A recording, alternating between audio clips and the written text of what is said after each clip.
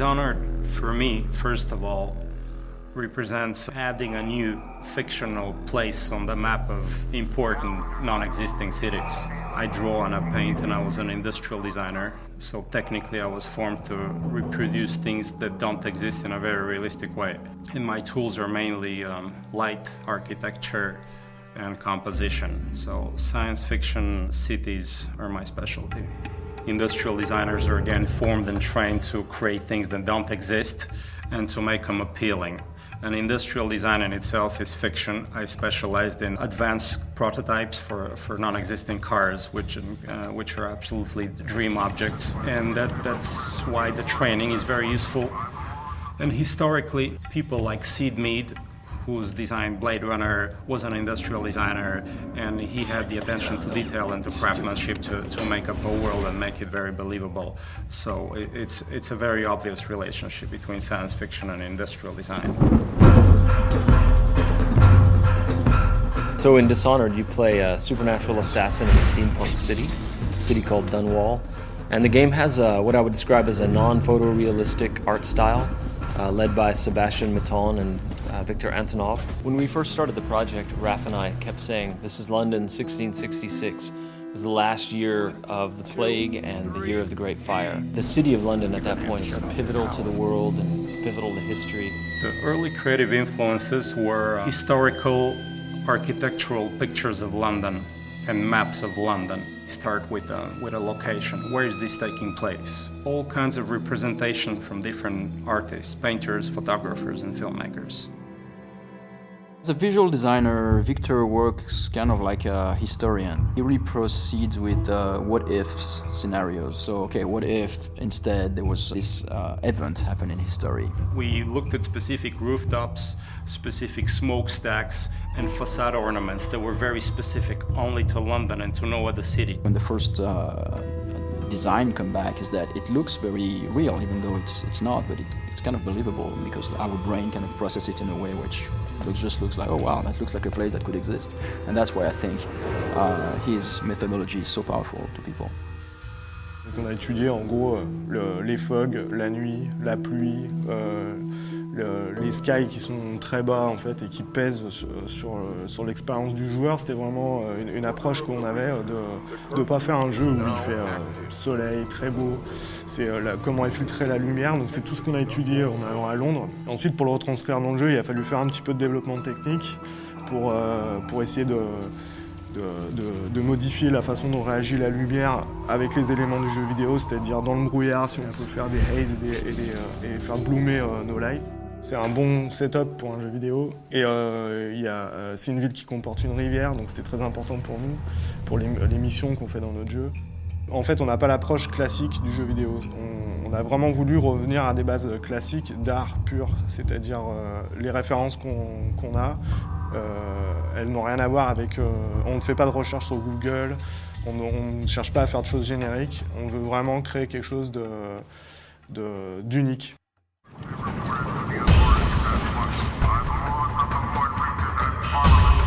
But the more we worked on the game, the more two things began to happen. As Raph and I and the team collaborated with Victor Antonov and Sebastian Maton, we started moving the game forward and forward in time, until we eventually got to some sort of 1800s. We also moved further and further away from the real world and eventually just said, okay, this is the city of Dunwall. We were somewhere in this time period where there's a lot of technology, but there's a lot of mechanical technology going on. So we based everything on suspension, steam, and basic fuel. We wanted to bring some rock and roll into that and some modern elements. So we started adding more science fiction element, pulling it forward in time and including technologies from probably mid-19th century. So this was just one foundation, one layer. Up on this layer we built what happened to the city 30 years later, 70 years later, etc. Technology and the machines in Dishonored have again a specific narrative function. They tell the story of the ruler of the country who has a flair for industrial design and progress. So he's building bridges and buildings and fences and devices to modernize the city and to crush and oppress people as well.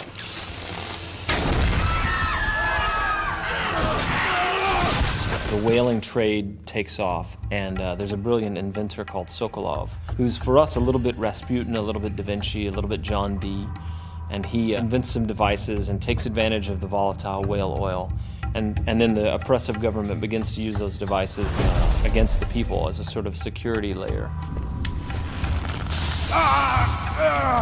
The whale oil industry in Dishonored is manifested and represented through visual elements and design elements like ships and boats, and all that suggests that the world is bigger than the city, and you have an ocean and you have foreign different lands and maybe colonies, so you have these mysterious ships bringing these strange animals because they're not regular whales, they're Dunwall whales. So you see them through harbors and rivers and through the coast, and the whale ships expand the scope of the city. The characters and the character design in Dishonored are no different than the architectural design or the design of the light. We wanted to get into the identity of these characters. We looked into British morphology. How are the eyes set? How's the nose? How's the skin? Play with the grotesque and with the beautiful, and we stylize this into a variety of very real faces that have a backstory and a meaning to them. On a travaillé avec des gens un peu à travers toute l'Europe et qui étaient vraiment des spécialistes en fait de l'anatomie pour essayer de ne pas perdre l'intention qu'on avait mis dans les visuels au départ.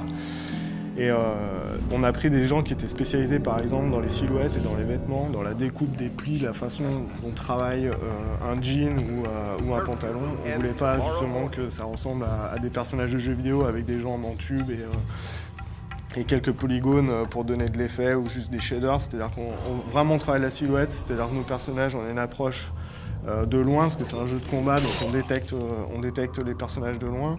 Et on a besoin aussi d'avoir un fort caractère quand ils sont très près. Ce qui rend vraiment les personnages de Dishonored uniques, c'est le fait qu'on a voulu les typer dès le début. En fait, on est parti dans cette stylisation. Et par exemple, au niveau des proportions, si je repense au City Guard, en fait, qui est un combattant, on n'a pas hésité à lui grossir les mains, à réduire sa boîte crânienne, pour vraiment qu'il ait le physique qui reflète ce qu'il fait dans le jeu. Et à l'opposé, on a par exemple les aristocrates qui sont beaucoup plus élancés, avec des fronts plus hauts, qui sont assez hautains, en fait, qui ont des visages vraiment durs. Ensuite, la deuxième approche, en fait, c'est de les passer en modélisation, en 3D pour le jeu. Et le but, c'est de ne pas perdre l'essence qu'on a dans la peinture, parce que c'était carrément de la peinture qu'on avait, c'était pas juste des croquis. Et garder ça en 3D. Donc là, la contrainte, c'était plutôt technique, c'est comment garder quelque chose un peu de vivant et pas de tout générique, tout lisse. En fait, ce travail de stylisation qu'on a réalisé sur nos personnages, on a aussi voulu l'appliquer sur nos animaux. C'est pas des animaux qu'on a l'habitude de voir, ils sont vraiment particuliers. Et là, j'ai en tête l'exemple du Wolfhound, où justement, on a pris un chien, mais on l'a mélangé aussi avec un peu de crocodile, un peu de girafe, pour le rendre vraiment unique et qui a un côté fantastique dans notre univers. On a fait une silhouette très forte, il se déplace vraiment d'une manière très particulière. C'est pas un chien qu'on pourrait croiser dans la rue tous les jours. For Dishonored, we worked with Blind Light, which is a great company out in LA, who not only helped us find some really great actors to fill all the roles, but also we worked with a few key people that we picked out that you would call like celebrity talent. You know, the game is mostly an action game, but it's also got some role-playing game-based elements. For some of the characters, we had a list of people we wanted to go after. Brad Dourif plays our character Piero, who's a craftsman, artificer, natural philosopher. Damn Sokolov! He will haunt me to my grave. Chloe Grace Moretz was good enough to lend her voice to a character named Emily, who's quite important.